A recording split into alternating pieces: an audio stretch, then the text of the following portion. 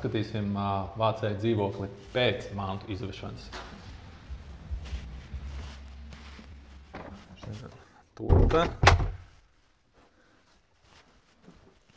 Un te istaba.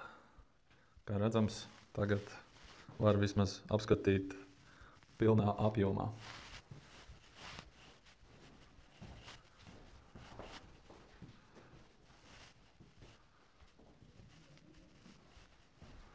Un te virtuvītes zona. Kopumā tika izvesti 3 lielie busi, ap 2,5 tonām, 18 kubi. Tā kā diezgan iespaidīgs apjoms tik mazam 19 kvadrātmetru dzīvoklītim.